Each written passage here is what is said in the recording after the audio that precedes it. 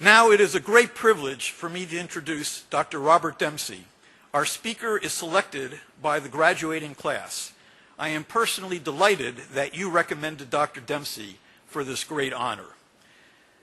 Robert J. Dempsey, MD, is the Minucher Javed Professor and Chair of the Department of Neurologic Surgery at the University of Wisconsin School of Medicine and Public Health.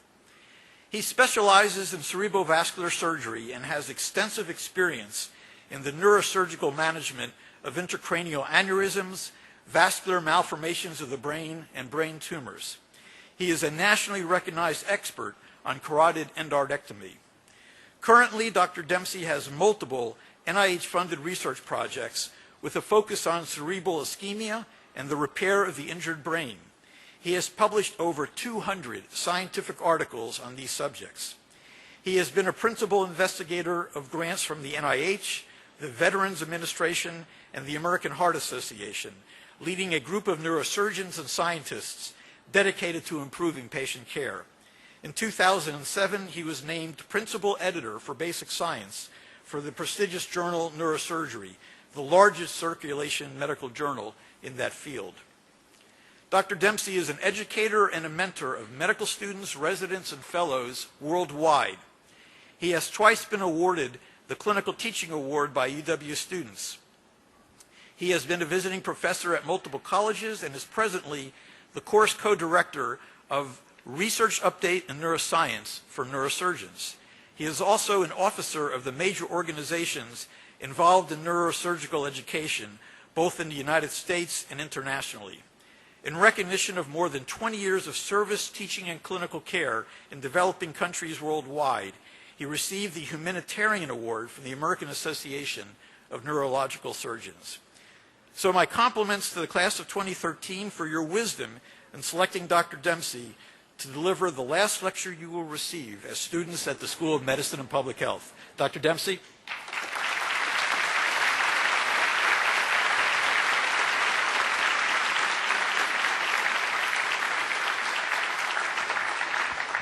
Thank you, Dean Golden, and thank you, graduates. It's a great honor. This is a wonderful day. As a teacher, I've always said that of all the days of the year, this is the best one. And the reason is because of your great accomplishment, not you, but you all, your extended family, and that you share it with us, your teachers. And that inspires me. And what I want to talk about today is about inspiring doctors. But first, I have a teacher's confession to make. Front row, who remembers the Krebs cycle? That's okay, I don't either. As a matter of fact, they don't either up here. Back row, remember all those mnemonics you memorized to help you get through anatomy? I'm sorry, but in the OR, they're worthless. So this is a bit of a problem for a teacher. What were these last 4 years about? I guarantee you they weren't about mnemonics. You thought that you were coming here to be taught medicine. Well, Oscar Wilde said that nothing worth truly knowing could be taught, and he may be partially true. Look at other fields. Look at politics. Arguably our greatest president, and certainly our most eloquent, Abraham Lincoln, was our least educated. Scholars think he had 6 months of total formal education. So what is this about? Well, I'll argue it's not about memorization. What the last 4 years have been inspiring you to discover yourselves, this art we call doctoring. It's really what Yeats called lighting a fire inside you, not filling a pail. Now, it might seem odd to have a neurosurgeon talk about doctoring.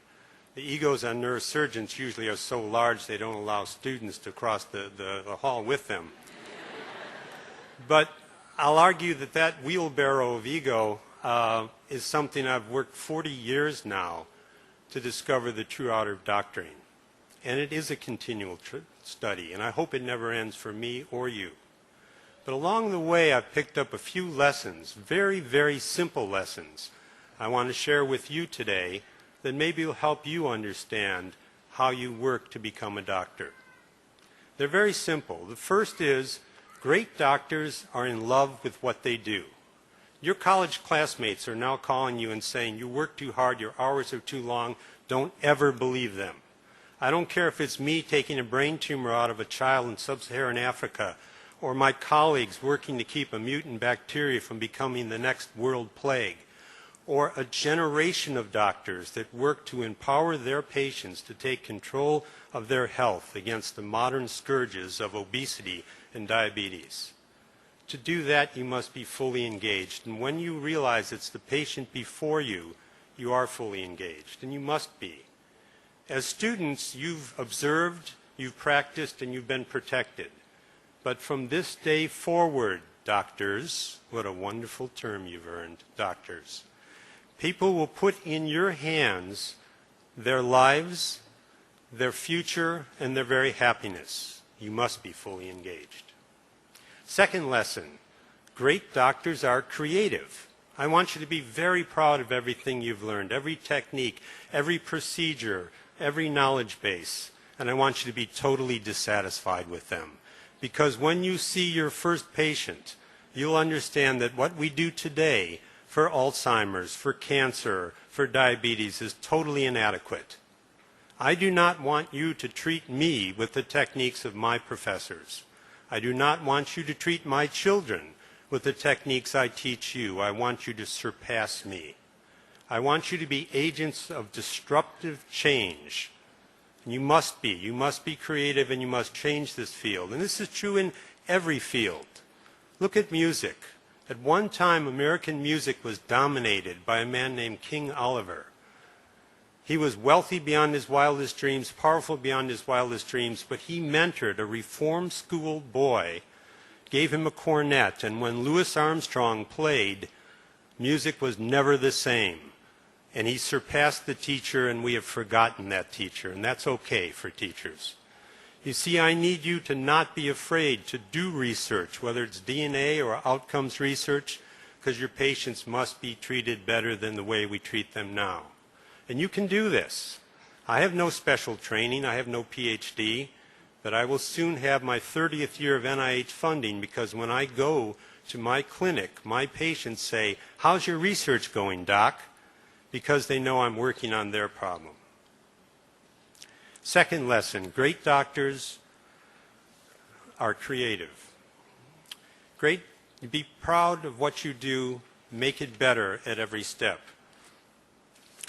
Third lesson, great doctors are teachers. Now, do you even know what the word doctor means? It's from the Latin docere, for teacher. You must teach your patients every day, and a teacher understands. It's not about what the teacher said. It's not about, I covered that material. You've heard that. It's about what the student heard, what the student understood. It's about what the patient understands, if you want them to take control of their health. I cannot tell a patient I'm going into their brain, fixing a leaking blood vessel, and coming back out and expect them to trust me unless I can find a way for them to understand and trust. And it's not just about teaching patients. It's about teaching yourselves as well. If you want to change it, you must continually learn. You must continually teach. And you must teach your colleagues. This was made so clear to me by one person, one time point, one place, a rare gift. I was working in the mountains of Guatemala many years ago during their civil war. I had seen some 100 patients that day, and when I finished, I went to the courtyard. I saw a beautiful girl selling fruit. I got permission to photograph her, and I stare at that picture every day. Because that day I said, who will care for her when she becomes sick and I am not here? And that day I became a teacher of doctors. Because you see, we all need you to go to places we will never go, to care for people we will never meet. And in doing so, those people will teach you. Next great lesson. Great doctors have integrity. Well, this is simple, of course. We all know about Schweitzer. We know about Paul Farmer. We know about a man named Lincoln who fought to his death for the rights of man, in spite of the fact that as a youth he himself was attacked by slaves. But I'm not talking about icons. I'm talking about the true definition of integrity. It's from the Latin word for whole. You show integrity when you take care of the whole patient. You do not take care of their brain and forget their heart, their kidney, or their social concerns, or their very access to medical care. You show integrity when you include all of that in your doctoring. And when you do, You make me proud because you treat patients that you've never known for us. And more importantly, you treat yourself. If integrity is about the whole person, how do you maintain the whole person? Because believe me, that whole person is the most important part of the final great lesson. And that great lesson is great doctors are great people. They actually like people. It's what it was always about all the time. I've never seen it work the other way around. Because you see, how do you remain human? How do you remain that whole person? How do you remain true to those values that brought you to medical school in the first place? In a world of corruption, bureaucracy, politics, and greed. Be very, very aware of greed, the greatest threat. Well, for me, it's you have to have a value system. You have to have your own personal value system and be true to it and measure against that everything you do, everything you try. It should be individual for you, but for me it's three things: faith, family, and patience. And by faith I mean it could be a formal, it could be informal, it could be a moral code. But it's a way finding, a way to find the path, to make sense of a world where in Boston people lay bombs at children's feet. But what sustained me was in the next moment, medical personnel rushed into the blast field, knowing it was multiple bombs, with police telling them there must be a third. That inspires me. That gives me faith. Family, it can be very traditional or very non-traditional. It can be a family of colleagues, but these are the people you confide in. These are the people you're safe with. These are the people that make you laugh. You hold them dear and you never do anything to lose them. And patience. They're the people that bring it all into focus. When you show the service and recognition of them, they become your best teachers. They're the ones that inspire you to create, to teach, to develop your whole person, and to be in love with what you do. I still believe in the essential goodness of men and women. It's always been about how you treat people, isn't it? I mean patients, I mean the cleaning lady you pass every day, I mean the CEO. You treat them all by taking time to listen, to recognize them, to make sure they understand. Because when you do, you inspire me. You're entering the greatest of all professions, doctoring. It's what Harvey Cushing called the divine vocation of doctoring. Now you go now and inspire others every day. Be that teacher. Create that better world for patients unknown, and show that you've earned that title of teacher, and show how it is you came today to earn this honorific title, doctore or doctor. Congratulations, and thank you so much for inspiring me. Thank you.